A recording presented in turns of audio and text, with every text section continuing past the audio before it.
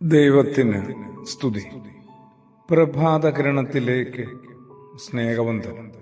ഭാഗം 2251. ഇന്ന് ഫെബ്രുവരി മാസം 28-ാം തീയതി. ഈ ആണ്ടിലെ 59-ാമത്തെ ദിവസത്തിലെത്തി. ഇന്ന് വലിയ നോമ്പ് 13-ാം ദിവസം.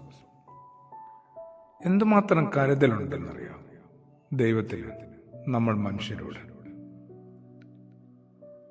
മനുഷ്യരോടുള്ള തന്റെ കരുതലിനെ ഇടയ ധർമ്മത്തോട് ഉപമിച്ചുകൊണ്ടാണ് അത് നമുക്ക് പറഞ്ഞു തരാൻ ദൈവം എപ്പോഴൊക്കെ ശ്രമിച്ചിട്ടുള്ളത്. പരിപാലിക്കുകയും സംരക്ഷിക്കുകയുമാണ് ഇടയധർമ്മം. പഴയ നിയമത്തിൽ എത്ര ഇടങ്ങളിലാണ് ദൈവം തന്നെ ഇടയനായി വിശേഷിപ്പിക്കുന്നത്. യെഹെസ്കേലിന്റെ പുസ്തകത്തിൽ ദീർഘമായ വിവരങ്ങളുണ്ട്. 34-ാം അധ്യായത്തിലൊക്കെ 23-ാം സങ്കീർത്തനം പോലും അങ്ങനെ തന്നെയല്ലേ.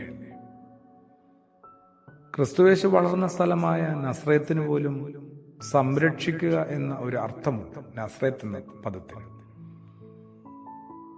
ക്രിസ്തുയേശുവും തന്നെ വിശേഷിപ്പിക്കാൻ ഉപയോഗിച്ച ഒരു പ്രതീകം നല്ല ഇടയനെന്നാണ്. പത്രോസിനെ പിന്നീട് പിൻഗാമിയാക്കുമ്പോഴും ജനത്തിന് ഇടയനായിരിക്കുക എന്ന നിർദ്ദേശമാണ് നൽകുന്നത്. എൻ്റെ ആടുകളെ മേയ്ക്കുക. ഒരാൾക്ക് മറ്റൊരാളുടെ മേലുള്ള അവകാശങ്ങളെക്കുറിച്ചാണ് എല്ലാവരും പറഞ്ഞുകൊണ്ടേയിരിക്കുന്നത്. ഭർത്താവിന് ഭാര്യയുടെ മേൽ അവകാശം, മാതാപിതാക്കൾക്ക് മക്കളുടെ മേലുള്ള അവകാശം, എല്ലാം മക്കൾക്കിനി തിരിച്ച് മാതാപിതാക്കളുടെ മേലുള്ള അവകാശം. എൻ്റെ അവകാശത്തിൽപ്പെട്ടതൊക്കെ താ എന്ന് പറയുന്നു. ഒരാൾക്ക് മറ്റൊരാളുടെ മേലുള്ള അവകാശങ്ങളെക്കുറിച്ചല്ല പൊതുവെ ബൈബിളും ക്രിസ്തുയേശുവും പഠിപ്പിക്കുന്നത്. പിന്നെ ഒരാൾക്ക് മറ്റൊരാളുടെ മേലുള്ള ഉത്തരവാദിത്വത്തെക്കുറിച്ചാണ്, റെസ്പോൺസിബിലിറ്റി. നമ്മൾ എപ്പോഴെങ്കിലും ശ്രദ്ധിച്ചിട്ടുണ്ടോ? ഈ വലിയ നോമ്പുകാലത്ത് അങ്ങനെ ഒരു ധാരണയിലേക്ക് കുറെ കൂടി ബോധപൂർവം ഒന്ന് പോകാമോ? എനിക്ക് മറ്റൊരാളുടെ ജീവിതത്തിൽ അവകാശങ്ങളല്ല, ചെയ്തു കൊടുക്കാനായിട്ട് ഒട്ടനവധി ഉത്തരവാദിത്തങ്ങളുള്ളത്.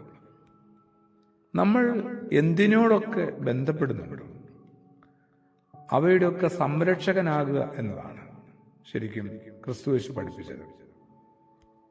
മനുഷ്യൻ മാത്രമല്ല, ഇവിടെ പുല്ലും പൂവും പുഴുവും കിളിയും ഒക്കെ ഉൾപ്പെടുന്ന പ്രകൃതിയും അതിൽ ഉൾപ്പെടുന്നുണ്ട്.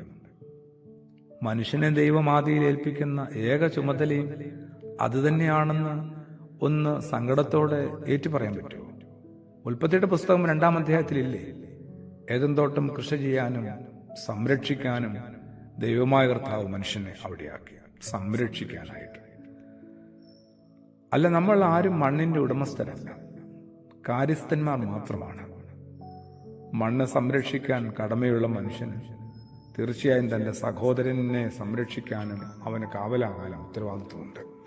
നോമ്പ് ആ ഒരു തിരിച്ചറിവിലേക്കുള്ള നമ്മളുടെ പുനഃപ്രവേശനം കൂടിയാണ്. ആമേൻ.